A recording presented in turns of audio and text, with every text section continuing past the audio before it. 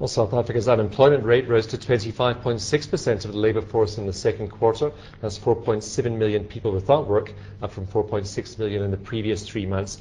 To take a closer look at the issue, we're joined in studio by Pali Lehohla. He's the Statistician General of South Africa, also Loane Sharp, Labour economist at Employment Services Group, Adcorp.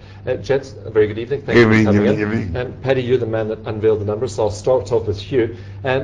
Unemployment rising, but we are creating jobs. It's just the labour force seems to be growing faster than we can create jobs for them. Yes, I think the point is that when there are jobs, more people are hopeful and they start looking for jobs. So there is a number of people that move out of discouragement into searching for jobs. But also it's a demographic shift from those that are younger moving into the labour market, and those are also looking for jobs. At the same time, there are people who lose jobs. But the net effect of the whole thing that has happened is that employment has risen by about 110,000 from where it was at 13.6 thousand to 13.7 million. 13.7 million so there is 100,000 difference. Great. Yeah. But just on the issue of demographics, what's happening to the labour markets for the youth particularly, because that doesn't seem to be improving especially well? It's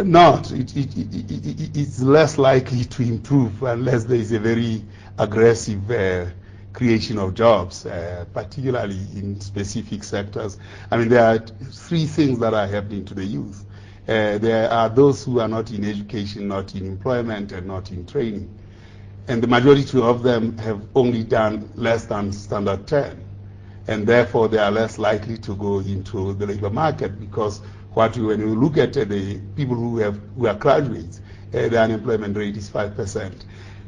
This group of youths, this 15 to 34, 15 to 24, have a disproportionate weight of unemployment, and they are there with 70% unemployment, 66% of them having never actually worked. So the picture is grim for that group of people. Mm-hmm. So that is what is happening at that bottom end of people who are not in education, not in employment, not in training, and I think there has to be a solution around keeping the people in school. You're talking about the youth market, and I was very impressed with all of the slides that you sent through and the infographics because it gave a very clear picture of where jobs are lacking. I see more females without employment than males. Youths, the numbers are quite scary. 4.7 million people in total looking for jobs. It must be quite difficult to break it down so closely between all of those groupings. Well, I think what we have been doing before was just to give lump sums, and what we are trying to do in order for policy to see sharper is actually to give a breakdown. Are policymakers paying close attention to these numbers? I think they are. They're beginning to, because I think statisticians have been throwing these numbers at them. Now we are actually them and presenting them in ways that they can see where to focus. For instance, the ages 15 to 19, obviously, got to get those children back to school. Some of them have not completed, still need two subjects to make matric, or 3 subjects, and you have to localize that kind of attention, municipality by municipality, so that they should finish school. Otherwise, if they don't, they'll only see money when they get a social grant when they are 60 or above. But moving back to Loane, and Loane, I think we'll pick up on your previous points in a bit, but just you and I have chatted when you've come out with the Adcorp employment survey about a skills mismatch. Is it as much a case of having people complete school as people doing the right sort of technical artisanal courses, for example? Would that actually see a drop in unemployment if we had more people coming out of technical colleges, for example, than purely graduates? There's definitely a crisis of tertiary education in South Africa. There's a tremendous mismatch. There are at the moment 830,000 vacancies in the private sector, according to our books at Adcorp. And there are nearly 600,000 unemployed graduates. And the mismatch there is what the universities and other tertiary education institutions are producing. What stands out to me about the quarterly labour force survey results released today is once again how dysfunctional our labour market is. Our labour market is encouraging people to drop out of school because they have no expectation of finding work. The resounding conclusion from today's and other releases like it is that we've got a significant formal sector unemployment problem, and we need dramatic labour market interventions to bring those people into employment. Or as you Pali mentioned, you're going to have more and more people coming onto the social grants, and actually if you have fewer and fewer people being employed, how are we going to fund the social grant system?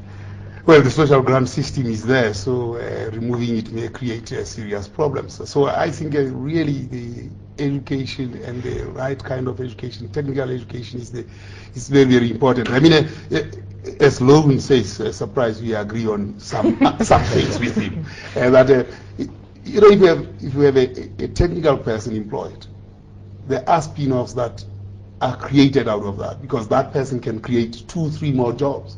And unless we focus on that, the spectre of unemployment is very, very, very serious. What sorts of interventions would you suggest, Loane, that we can be taking at this point to create, well, to steer people in the right direction to fill the vacancies that we have and not have them not finding jobs where they're looking? I think what we need is a commission of inquiry chaired by a retired judge of the Labour Court. Another commission of inquiry. This would be the first labour market commission of inquiry since 1977, when black people were first given the right to unionize.